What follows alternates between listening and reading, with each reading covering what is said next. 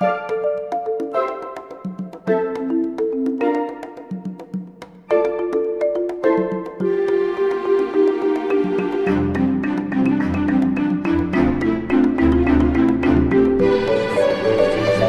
um sonho de Deus. É um sonho muito além do que nós sonhamos. Fruto do propósito eterno de Deus. É um desafio. Você viu os milagres acontecendo, né? Não devemos desprezar os humildes começos.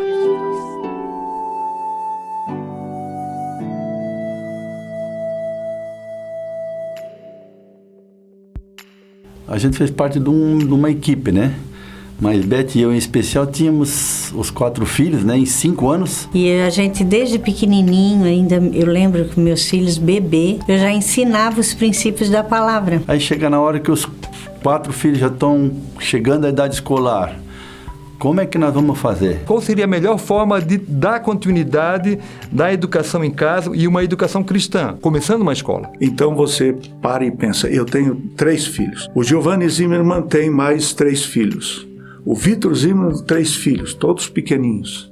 O Francisco Pinheiro tem, e assim começou a nossa visão. Nossa congregação vivia como uma grande família. E desse espírito familiar que a nossa congregação viveu intensamente e absolutamente, a gente tinha muitos sonhos. E um deles era a escola. A gente começou a perceber que nossas crianças conviviam muito bem juntas e a escola seria, então, assim, uma continuidade, né, daquilo que elas já tinham como família.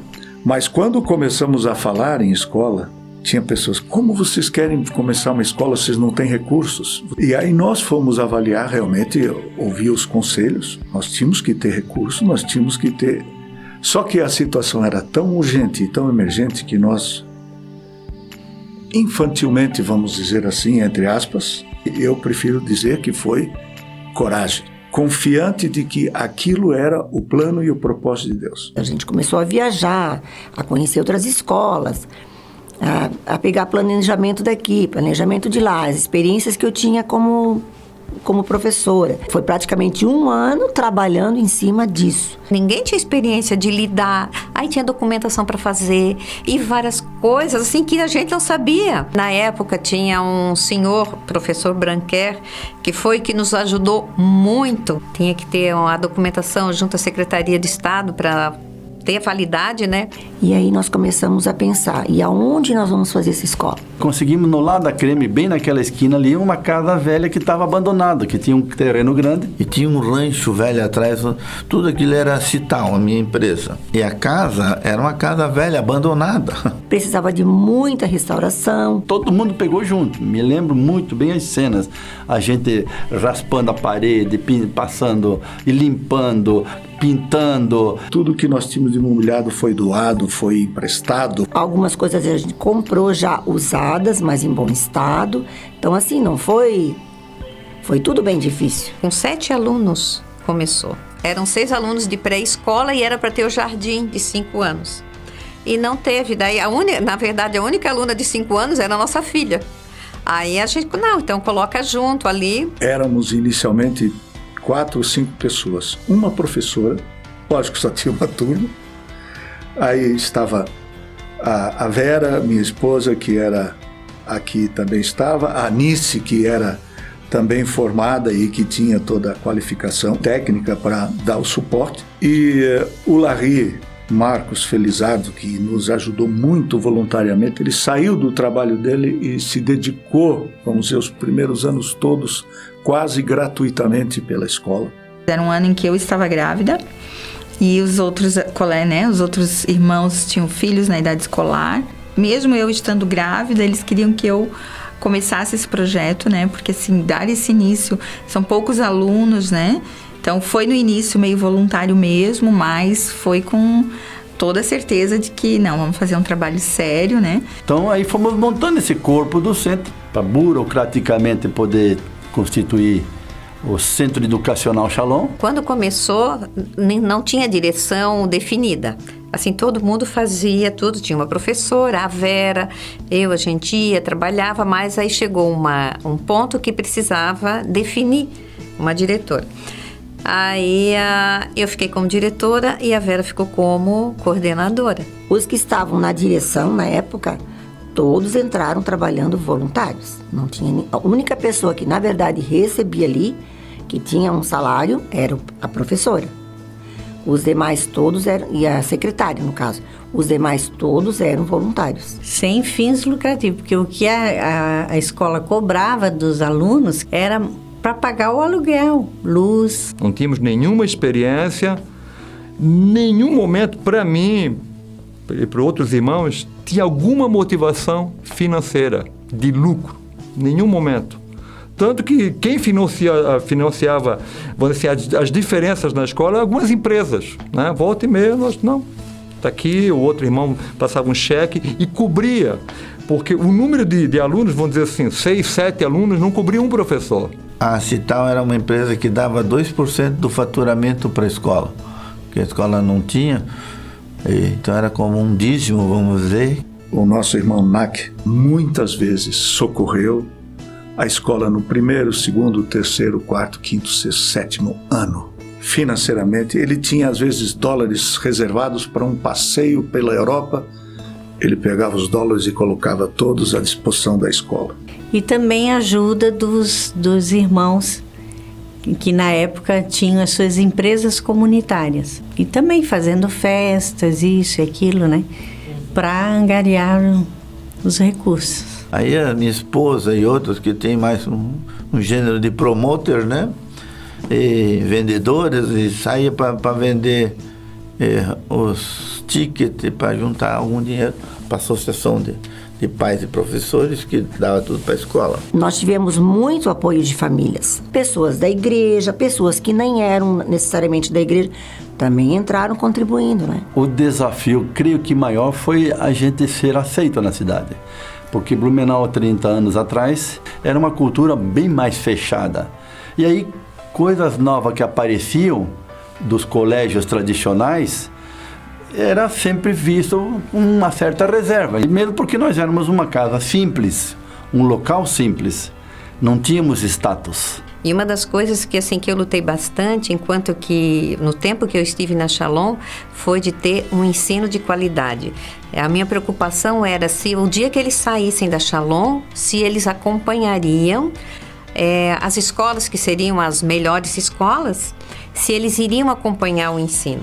A gente montou um currículo, como qualquer escola, o que era importante para um aluno saber dentro de cada turma, e automaticamente a gente foi inserindo a palavra de Deus. Todo dia os alunos faziam oração, todo dia o professor ensinava algum versículo, trabalhava alguma coisa da Bíblia. A Anice falou bastante sobre a educação com qualidade, porque tem outros que formam, né? Tem escolas que formam jovens bem educados, mas tem que ter um contexto interior que é durável, né? Que é duradouro, é eterno. Isso que a gente está querendo mais zelar. E como tivemos o privilégio de começar numa casa, então foi muito gostoso. A gente pôde trabalhar numa metodologia assim, até montessoriana, né?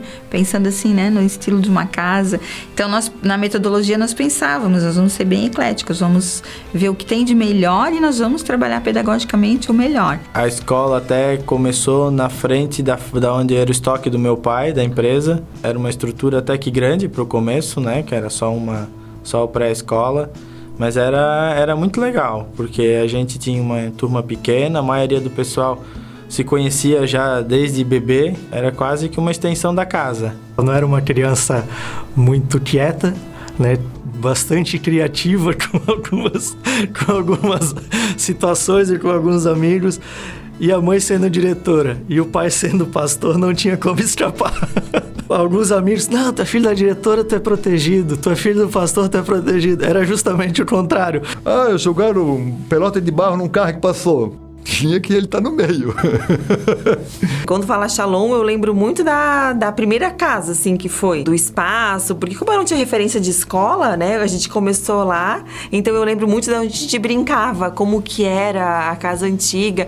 Porque, na verdade, quem estudou lá era pessoa de convivência do meu dia a dia. Era tudo muito familiar. Eu também, com 3 ou 4, 5, 6, eu não me lembro quantos pais, eu fundei a associação de pais. Como não tinha membro para formar uma associação, acho que tinha que ter 10. Então o nome da associação começou a se chamar Associação de Pais e Amigos, para juntar uns amigos para dar número. E fazíamos reuniões. Eu me lembro que depois que apareceu mais 1 ou 2 alunos, que começaram a aparecer alunos, e os alunos que apareciam depois desses que começaram, com todo o carinho e respeito, que não eram aceitos em mais nenhuma escola. Então, nessas reuniões de pais que tinha na nossa microassociação, sentava uma mãe assim, ou um pai, e dizia: quem são vocês? Porque aquele filho que era rejeitado em tudo que é canto, ele era amado e mudava a vida desse menino. Já tivemos vários alunos com muitas dificuldades, muitas mesmo, dificuldades tanto cognitivas, no caso de deficiências mesmo, crianças que tinham problemas de locomoção. Ele também tem direito a aprender. Ele vai aprender no ritmo dele. E ele precisa desse convívio junto com as crianças ditas normais, para se sentir incluído. Naquele momento, como criança, nós não tínhamos nomes para nada, e nem como não se tinha lei, não havia laudos e questões assim, nós sabíamos que as pessoas eram nossos amigos. E era um amigo que precisava da minha atenção ou da minha paciência, era assim que se tratava. O amor cobria esse tipo de questão de diferença. Nossa, agora tá vindo tudo à mente, à memória, assim. Sempre existia aqueles que tinham dificuldades cognitivas, eu acho que era o que mais tinha na época, era dificuldades cognitivas e até motoras em algumas situações, né? Mas agora eu até posso fazer um paralelo com o que eu vivo hoje como professor. A essência ainda tem se mantido, a essência de ter muitos alunos diferentes, né? Dentro de sala de aula, e o amor continua sendo o mesmo. Hoje em dia a gente ouve muita escola se achando que foi pioneira, mas eu sinto pelo tempo, assim, a vivência em outras escolas, que a Shalom foi pioneira mesmo, de trabalhar essa inclusão, de incluir mesmo, né? Não é só ter o aluno em sala, é incluir ele mesmo, fazer um trabalho com todos os alunos, trabalhar bem o respeito, a diversidade. Todos aprendem, mas aprendem diferente. Eu fiz magistério e ainda não tinha atuado. Atuei assim como substituto em algumas escolas, né? Então foi tudo assim bem novo pra mim. Só que eu comecei com uma pessoa bem experiente também. E a Vera me deu muito apoio. E daí no segundo ano foi aumentando a primeira série, daí fizemos 3 turmas e assim fomos aumentando gradativamente. Um ano por causa do Giovanni, do filho do Giovanni, o Rafael. Quando estava na segunda série, nós colocamos segunda e a terceira. Então, a turma que começou estava na segunda e nós abrimos para uma terceira série, porque tinha alunos, ele era ele atrasou 1 ano para estudar na Shalom, porque o sonho dele era estudar na Shalom. No outro ano, eles já pegaram o meu escritorinho. Depois, no outro ano, o Nelson, que era um monstro para tocar isso, obstinado, ele pegou o meu galpão. E começou a fazer também, porque eu usava um pedaço, ele aproveitou. Depois, o Nelson construiu. O Nelson, porque era ele não só o diretor, mas era a força motriz. Ele tinha uma empolgação que... Então ele construiu casas feitas de pinos, vamos dizer assim, para aumentar o número de sala. Algumas vezes a gente teve, né, assim, chegava ao final de ano, essa época, e vamos continuar no que vem. Não vamos, porque sempre fechando no vermelho. Pior fase foi essa parte financeira. Isso, vamos dizer assim, se eu fosse falar sobre isso, eu não queria nem pensar em escola, porque foi o que gerou grande trauma, né? Teve um ano que, no pátio da escola, a gente olhou, vamos começar o ano. Mas como começar o ano desse jeito que tá aqui, ali na Kremer, né? Não tem como arrumar, vamos começar assim. Então, pela fé, a gente sabia que ter aluno, a gente sabia que ia começar, ia dar certo, ia fechar aquele buraco. Então, assim, era pela fé, nós acreditávamos. Querendo ou não, você pensava assim, não, acho que nós vamos desistir. Daí é onde entrava a nossa fé realmente. Peraí, nós começamos alguma coisa que a gente quer continuidade. Então, não vamos desistir por causa disso. Aí a gente injetava mais alguma coisa lá, vamos lá. Até, claro, chegamos no momento que praticamente nós iríamos fechar a escola. No meio da situação, quando ela estava praticamente fechando, Deus mandou um tal de Edson e disse, não, peraí, isso é uma coisa preciosa, eu me responsabilizo, eu cuido. Ele e mais alguns irmãos assumiram a responsabilidade de ser, vamos dizer, o suporte para essa escola seguir. Desde o início do meu ministério, né, sempre entendi que a igreja precisa ser relevante. Eu sempre entendi que a igreja não é um lugar. Então eu pensei, nós temos que fazer algo diferente. Nós não podemos nos conformar em ter um espaço tão mal aproveitado, que é um desperdício. Você ter um templo, né, onde a igreja vai usar 1, 2, 3 vezes por semana. Então era um sonho de fazer algo diferente. Um prédio onde a gente pudesse servir a comunidade e de carona a gente usa para se reunir. Compramos o terreno, mas não com a intenção de construir o colégio. Era construir... A ideia inicial era um ginásio mesmo, onde a gente pudesse fazer projetos sociais, né, e funcionar uma creche ou coisa assim. Mais tarde, na conversa com os pastores, eles disseram, olha, o colégio está numa situação muito difícil, não dá mais para sustentar, financeiramente é muito difícil, nós não conseguimos mais pagar o aluguel, e esse é o último ano do colégio. Foi em 96. O pastor Natalino perguntou, já que vocês vão construir, vocês não querem aproveitar então fazer um prédio que pudesse funcionar o colégio? Aí a gente, puxa, a gente não tinha pensado nisso, né? Me procuraram falando de uma ideia de construir um prédio novo no imóvel da igreja, primeira igreja batista. E como eu trabalhava com construção, então eu comecei a participar dessa ideia, desse projeto, e dando essa ideia de prédio multifuncional, que servisse tanto para a igreja, quanto para a escola, quanto para esportes. Nós mudamos a planta, mudamos todo o projeto. Nós já tínhamos um projeto arquitetônico, não já oficialmente, né? Mas alguém já tinha feito um pré-projeto para nós, que foi o pastor Haroldo, inclusive, da ABA, que é arquiteto, né? Ele elaborou todo o projeto e já estávamos sonhando com aquilo. Aí quando veio a ideia, não, então nós temos que mudar, porque é outra coisa. Aí o que aconteceu? Eu mesmo desenhei o projeto. Tive algumas reuniões com o Edson para fazer como ia montar, como ia construir. Então a gente conversou várias vezes como fazer, e dando ideias, e ajudando aqui, ajudando ali. E daí apresentei um orçamento e comecei a construir. Final de 96 começou o fundamento, o estaqueamento da obra, né? Em 1997, um ano inteirinho, foi corrido para deixar a obra pronta. Verdadeiros milagres aconteceram naquela construção, porque foi uma loucura as coisas que aconteceram, né? Assim, a participação do povo nos mutirões, uma coisa muito... Eu não sei se hoje a gente faria isso de novo, uma coisa assim sobrenatural, né? E aqui eu quero elogiar, vamos dizer assim, a direção da primeira igreja batista. Poderia muito bem construir vamos dizer, um templo, uma capela, mas eles foram muito corajosos, inovaram, não só pela demanda de recursos que o volume do prédio exigiu, que foi mesmo, né, uma coisa assim por fé, quanto também pela ideia inovadora de fazer um prédio daquele formato ali que existe hoje. A primeira turma, que começou em 1989, no caso, essa primeira turma, ele se formou em 1997, ainda no prédio antigo. A gente teve o privilégio da nossa filha ser da primeira turminha. Então tudo era assim uma vitória, né? Quando eles saíram, a maior alegria foi de ver que eles acompanhavam e se saíam muito bem nas outras escolas. Em 98, um ano depois, no primeiro semestre,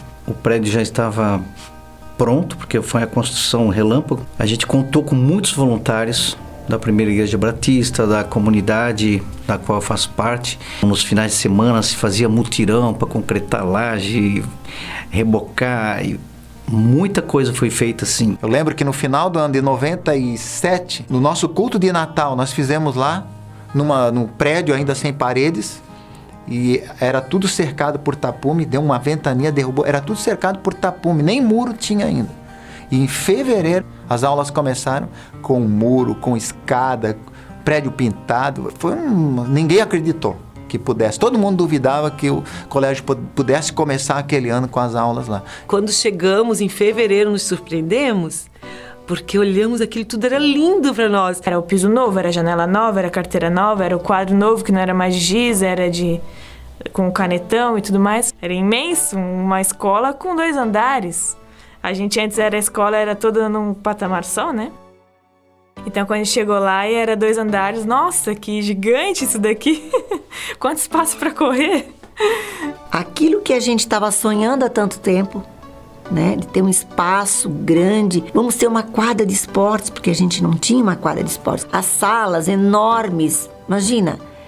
Na verdade, foi assim muito, muito marcante isso. A partir do momento que a gente começou lá naquele prédio, as coisas começaram a florescer também, né? O número de alunos começaram a crescer, porque a visibilidade, né, foi maior, o conforto oferecido para os alunos, para os pais. Eu lembro de ter muito novos alunos. Então, assim, além de estar num espaço novo, tinha professores novos, tinha alunos novos. Essa sensação toda, assim, de novidade, sabe? De, uau, tô participando de tudo isso aqui, sabe?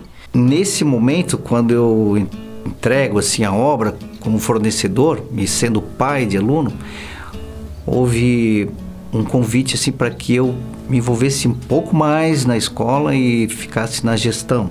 Acabou indo a escola para lá, formamos uma associação. Dessa associação, a Igreja Batista pediu que a gente participasse, mas nós queríamos devagarzinho entregar todo para ela, né? Comunidade junto naquela época com a gente, né?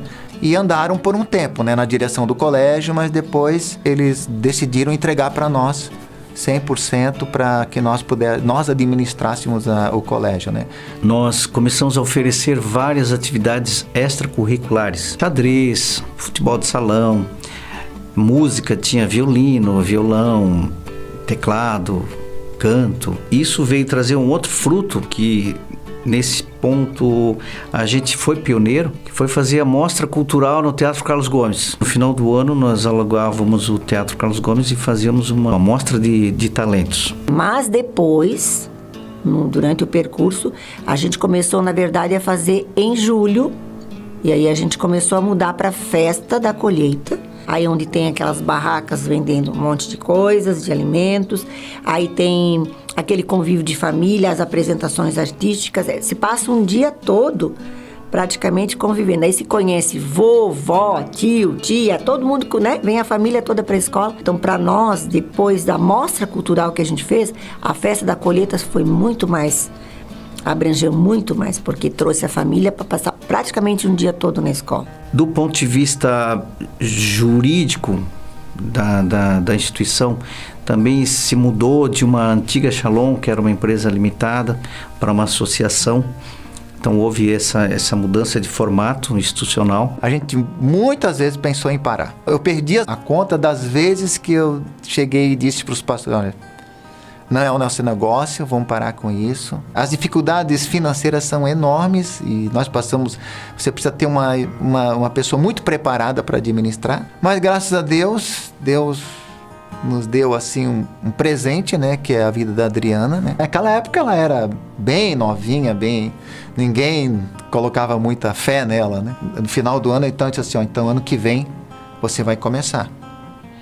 E ela usou as férias dela, o final do ano todo, para escrever regimento interno, para organizar tudo, né, o colégio, né, tudo, como é que, né, as normatizações da escola, tudo, ela organizou tudo. E quando chegou no primeiro dia de aula que eu apresentei a Adriana como diretora, todo mundo olhou muito desconfiado, né? Mas ela estava com tudo preparado, organizado. Eu assumi a direção da escola em 2009. Em meados de 2007, eu trabalhava com a parte de comunicação e marketing da escola. Ela colocou a mão e aquilo foi mudando. Hoje, o colégio é absolutamente saudável financeiramente. Mudou a cara do colégio, mudou o conceito do colégio na cidade. Uma das grandes dificuldades que eu enfrentei foi tornar a Shalom uma escola com uma gestão eficiente, com uma gestão profissional, tirar um pouco daquela visão paternalista, porque ao mesmo tempo em que nós somos um projeto do reino, um projeto de Deus, nós somos uma instituição, uma escola que trabalha com educação. Então isso exige muito profissionalismo, isso exige muita seriedade, muito compromisso, muito comprometimento. A visão do colégio transformou a minha vida enquanto educadora. Porque você ter a liberdade de trazer a luz da palavra de Deus, para dentro do seu conteúdo e contemplar isso, fazendo com que os seus alunos raciocinem biblicamente, para mim foi inédito. Em 2007 é que nós tivemos conhecimento de que existia uma educação por princípios no Brasil. Até então, nós desconhecíamos isso. Nossa equipe começou a fazer alguns treinamentos, algumas capacitações e formações, e a partir de 2008 e 2009, então, nós começamos a adequar o nosso currículo. E então, nós começamos toda uma reestruturação do planejamento, da metodologia, a implantação efetiva da metodologia, para que nós pudéssemos, de fato, ser uma escola que ensina a abordagem educacional por princípio de forma completa e de forma íntegra. Eu vou ser bem sincera, a princípio, eu como professora, né, na época, achei aquilo assim muito lindo, muito maravilhoso, mas assim, uma coisa bem diferente do que a gente estava acostumado, porque entrou outra forma de você entender a educação. E por quê? Porque começou a se tocar muito na questão de currículo vivo. O que é um currículo vivo? Você ser um professor, não apenas que ministra a sua aula, mas você vive, você é aquilo que você está ministrando. Então começamos a vivenciar uma outra metodologia, uma outra forma de pensar biblicamente. E esse raciocínio bíblico é que transforma o aluno. Então existe a diferença entre ser uma escola cristã e ser uma escola que tem essa abordagem por princípio. A forma de pensar na abordagem por princípio, ela transforma o aluno de dentro para fora. Então tem gente que diz, o colégio é uma escola evangélica. Não, Shalom não é um colégio evangélico. Eu falo isso sempre, Shalom não é um colégio evangélico. Shalom é um colégio por princípios. É uma educação que ela amplia, que ela abre. Eu costumo dizer que uma pessoa só é livre quando ela pode escolher. E dentro da educação por princípios, nós sempre apresentamos duas vertentes. A visão do conhecimento formal e do pensamento humano, e a visão também do conhecimento de Deus e do pensamento de Deus. A formalização do material didático, da metodologia de ensino, ela foi muito boa, foi muito profícua, assim. Porque o que nós ensinamos? Princípio é uma base, aonde é construída uma casa. E essa casa, ela é sólida. Então, a construção do saber, do conhecimento deles é baseado na palavra. Então, é algo sólido. E esse princípio solidifica esse pensar do aluno. E ele leva isso para o resto da vida. A EP, a Educação por Princípios, é um método de ensino. Essa metodologia, ela tem 4 passos. O primeiro passo seria o pesquisar. O segundo passo é o relacionar. Os alunos pegam todas aquelas fontes que eles pesquisaram e começam um processo de relacionar essas informações e começam a raciocinar, a construir um raciocínio, uma linha de entendimento, de informação acerca daquele conteúdo que eles estão estudando. E o quarto passo, então, é registrar. Nós utilizamos o fichário e aí, através do fichário, o aluno tem todo um processo de formação e de aprendizagem relacionada à organização. Ele precisa aprender a organizar o fichário dele.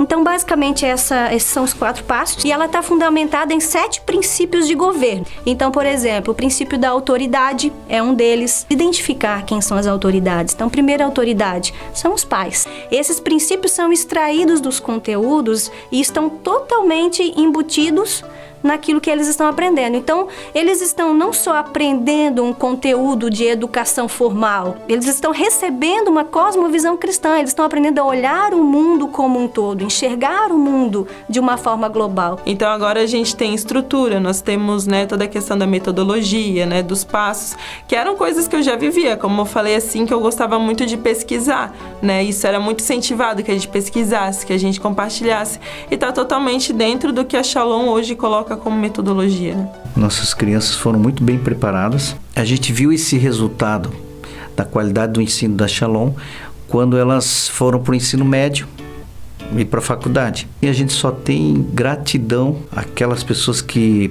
não deixaram que a Shalom acabasse. Porque meus 3 filhos passaram pela Shalom. Mesmo como antes, ainda não estávamos, associados, à escola por princípios, mas sempre teve um diferencial. Sempre. E a gente tem contato com vários ex-alunos. A gente consegue ver o que ficou marcado na vida deles.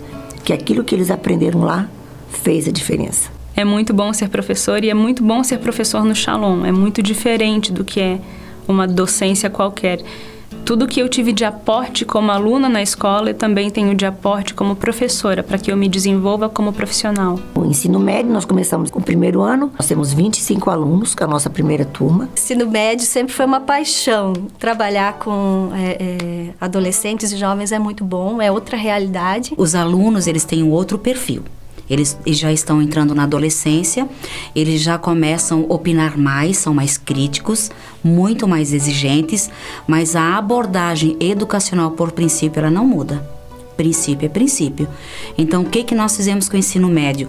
Nós aprofundamos mais a área de conhecimento. Inovamos bastante também na proposta do nosso ensino médio. Procuramos fazer algo que desse a eles uma visão de mercado, de trabalho. O que é essa vida adulta? Para nós, o ensino médio foi sempre um grande desafio e um grande sonho do Shalom. Eu lembro quando eu entrei em 2000, já existia esse sonho. E com o passar do tempo, ele se realizou. Muita gente esperou por isso, muita gente quis estar lá e não era pra gente, né? Era pra essa nova geração. Do fruto do ensino médio do Shalom, nós veremos grandes homens e mulheres atuando em nossa cidade, em várias áreas. Em 2019 nós já estamos ali com o segundo ano e em 2020 estaremos então com o nosso terceirão. O sonho é chegarmos ao ensino superior. Olha, sonhar é a nossa especialidade. Se os líderes forem obstinados e crerem, deveria seguir essa linha. Eu sempre supero as nossas expectativas. Meu Deus, essa vai ser a esperança para essa geração. Eu creio numa faculdade com princípios bíblicos. Há 3 anos atrás, Deus nos mandou voltar para Blumenau depois de 21 anos, fora de Blumenau. E aí nessa volta também acabamos nos aproximando de novo para o Colégio Shalom e Deus nos levou a sermos os capelães, minha esposa e eu, os conselheiros para os pais dos alunos, para os alunos, para os professores, para toda a equipe lá, né? Nem nos meus melhores sonhos eu imaginei que eu poderia trabalhar em um lugar onde eu pudesse perceber tantas transformações. É diferente quando você trabalha porque você precisa de um trabalho e quando você está em algo que é um projeto de vida, que é um projeto de formação de gerações, que tem a ver com o reino de Deus, que tem a ver com valores eternos, com coisas que a traça não vai corroer. O Colégio Shalom é como se fosse uma filha que eu vi nascer, eu vi crescer. Hoje ela tem 30 anos. Cada vez que eu olho as fotos, que eu começo a lembrar, como foi lindo isso. Ver que essas crianças cresceram aqui, olha onde eles estão hoje, né? Foi muito marcante. E se eu tivesse que começar essa escola de novo, começaria tudo de novo. Se eu fosse pensar hoje, tu começaria tudo de novo. Mas aí eu já tenho neta? Não, começaria. Os filhos já cresceram, já passou. Não, mas tem as netinhas, aí começaria. Nós temos 3 netos, então é a terceira geração. 3 netos que agora estão estudando no Colégio Shalom também. A alegria de ver que eles estão colhendo os frutos de algo que a gente semeou por fé. Eu quero ter 3 filhos. Eu tenho planejado isso. E eu quero que os meus 3 filhos possam viver o que eu vivi. O primeiro dia de aula que eu for deixar o meu filho lá, já se prepara que eu vou sentar numa escada aí e vou começar a chorar.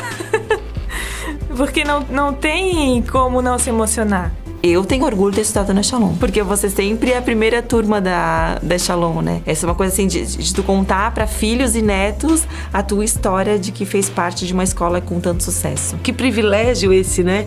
Que Deus me deu de estar no início e estar aqui até hoje e ver o cuidado de Deus na história, a intervenção de Deus na história. Eu não sei quanto tempo ainda vou continuar lá. Eu sei que uma hora eu vou ter que deixar. 30 anos convivendo lá dentro. Então, o que eu desejo? Que essa semente continue a frutificar. E que Deus seja com a Escola Shalom o tempo todo. Muita paz, como o nome já diz, né? Shalom. O sentimento que eu tenho é de gratidão por ver que tantas pessoas têm sonhado o mesmo sonho. É emocionante, mesmo assim, sabe? Ver que valeu a pena. Gratidão a Deus, porque realmente sem Ele nós não podemos fazer nada.